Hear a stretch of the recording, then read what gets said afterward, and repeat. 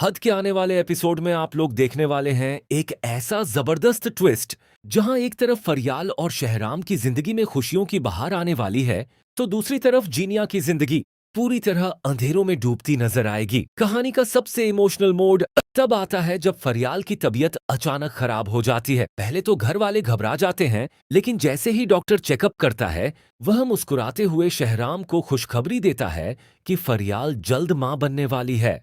यह सुनते ही शहराम की खुशी का ठिकाना नहीं रहता। घर का माहौल एकदम बदल जाता है और हर तरफ खुशियां फैल जाती हैं। शहराम की वालदा बार बार फरियाल को गले लगाती है और कहती हैं कि बरसों बाद इस घर में इतनी बड़ी खुशी आई है।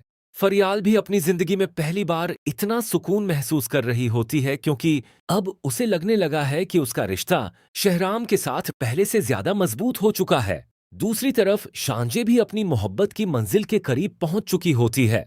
वह पूरे परिवार के सामने खुलकर कह देती है कि वह सिर्फ फेरूज से मोहब्बत करती है और उसी से शादी करेगी।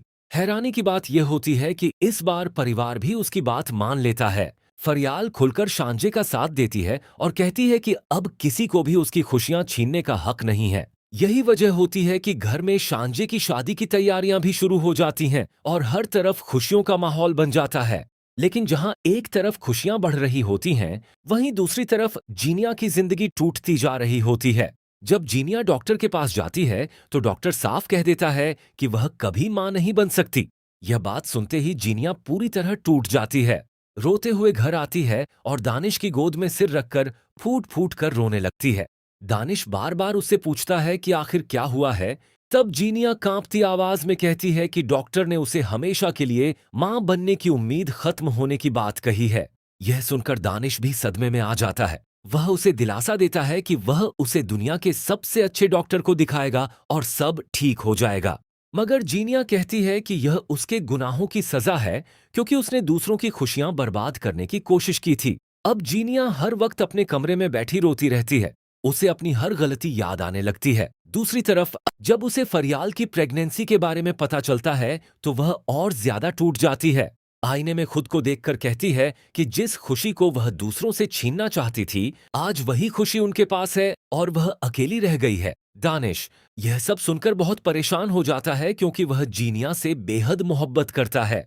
लेकिन उसके दिल में अब शक भी पैदा होने लगता है कि शायद जीनिया आज भी शहराम को भूल नहीं पाई। यहीं से कहानी में नया सस्पेंस शुरू होता है, क्योंकि दानिश चुपके से एक औरत को पैसे देकर जीनिया पर नजर रखने के लिए कह देता है।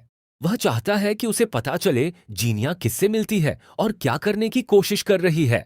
दूसरी तरफ शहराम अब पूरी तरह फरियाल और आने वाले बच्चे की खुशियों में खो चुका है।